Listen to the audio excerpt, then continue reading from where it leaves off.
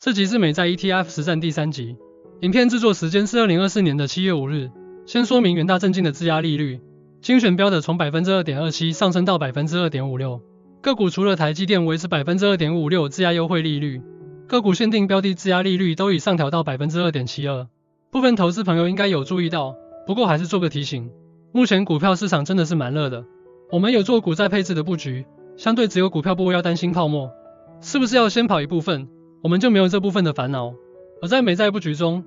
除了自备的现金，主要是使用质押工具来增加本金。质押这部分需要认真研究维持率，认真控制好维持率。质押会是我们长期投资的好朋友，倘若有质押好朋友相伴，一旦现金不够，可以到元大证金及永丰证券跟好朋友借钱。近期由于质押热度爆表，原先质押利率非常有竞争力的权益，竟然推出额度限制。虽然利率仍然是有优势，但想质押还要抢速度的感觉，实在不是很好的体验，感觉失去了不少弹性和诱因。还好永丰证券目前没有遇到同样问题，只是利率猜测应该会再上升一码，调到 2.75%， 感觉是时间早晚而已。不过我们秉持抓大放小的原则，想太多也没什么帮助，不用纠结在这个小地方，只要妥善规划进入股债市场，在借贷买股的过程中，只要支付借贷的 2.5 到 2.56% 利息，就可以持续保有股债部位，让股债部位持续在市场中成长。股债部位获利的金额肯定是远胜过利率上涨的小利息，所以我们不用太纠结，抓住大方向即可。只要借贷股债部位年增值超过 2.56%， 即使未来上涨到 2.75%， 对于 2.75% 的投资报酬率，都是我们认真研究做功课，取得市场先生给予的报酬。上一集跟投资朋友分享，倘若美债持续的盘整震荡或往下探底，预计以不定期不定额加码方式，逢跌小加码，持续加到1000万目标部位为止。上一集已经跟大家报告，我们顺利增持到1000万美债部位，股票部位也已经布局好，股票部分继续按兵不动。这个月还有一些额度，就持续小加码美债正二。但我们温馨提醒，美债正二在波动市场中会损耗，并没有像台湾50正二有机会吃到除息逆价差，所以美债正二在波动市场中是会一直被扣血的，这一点一定要知道。例如市场如果连续2天分别上升下跌相同百分比，美债正二的价值将会下降，所以投资人必须要知道美债正二的风险。所以我们持续的温馨提醒，要美债正二的话，必须有波动市场中会损耗的认知，并且美债正二也没有股利可以领。我会布局部分美债正二，是判断一旦开始进入降息循环，美债趋势应是缓步向上，美国降息之路已经即将到来了。虽然应该是会慢慢降息，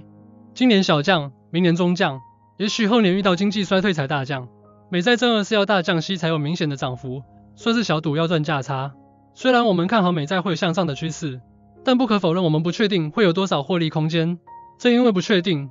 所以只敢设定10到 20% 正二部位，看能否提高美债防守部位的报酬。美债部位重在防守，其实很期待下波中大型景气回调，股票大跌的时候，届时债券涨，股票跌，可以神龙摆尾卖债券来买股票，将股票部位尽可能的放大。我们使用资产配置、股债平衡概念，周而复始的操作，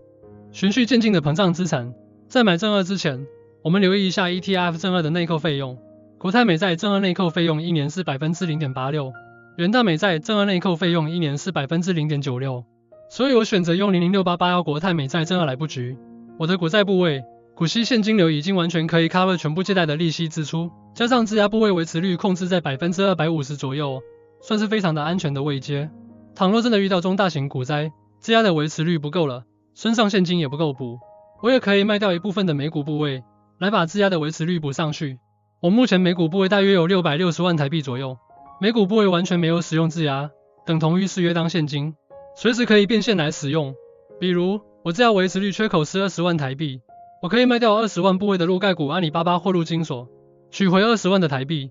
不到质押的系统里即可。我们美债部位已经走到最后一里路，买好买满之后，最后就是耐心等待。我们更新美债实战部位，当初看完怪老子影片后，2022年2月开始定期定额美债，台股布局富邦00696B， 美股则以特为主，台美两边同时设定定期定额约1年时间，台股部位布局约65万，美股部位约80到85万，共约150万元。由于可动用现金部位不够用，研究好质押工具后，陆续增加美债部位的布局，目前整体布局部位到达台币1113万元。这里特别说明一下，这一波美债布局以20年期的为主，因为降息过程中，存续期间越长，降息上涨幅度越大。但是经过这一波降息循环之后，美债一旦获利了结，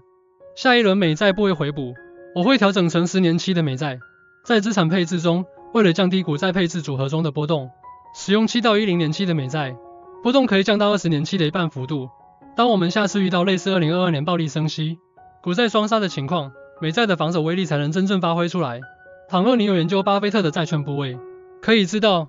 巴菲特的债券布局都是以短年期为主。这一波降息循环结束之后，我们就会调整换成7到10年期美国公债。各位投资朋友请继续看下去。温馨提醒，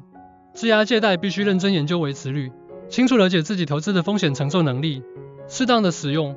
才不会遇到股票大回荡时措手不及。倘若是一个全部是股票的质押系统，把维持率设定在 300% 是比较安全的。即使股价腰斩，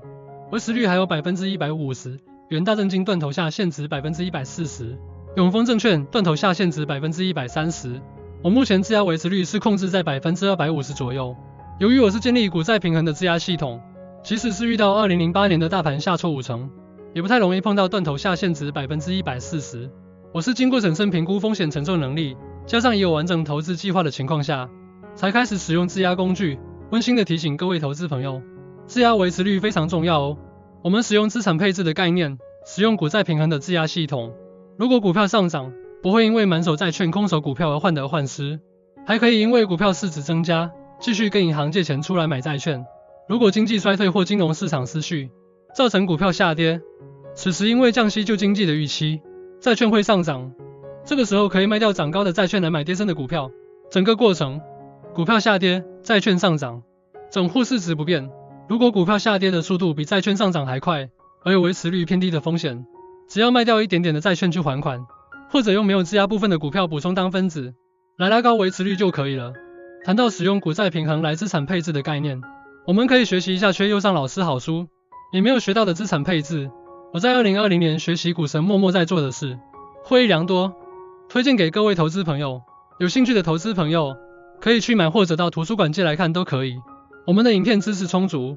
请耐心听文免得声明。由于分享的理财手法是我个人理财的操作与分享，请加上自己的独立思考和判断。倘若跟单操作，一是审慎评估后的决定，需盈亏自负。投资理财有赚有赔，申购时请详阅公开说明书。这是慢慢变好越来越好频道，传递理财知识与幸福。如果您有在分享内容中有所收获，请您不吝帮我们按赞、订阅加分享。希望每一期节目都能与您相遇。我们下期再见。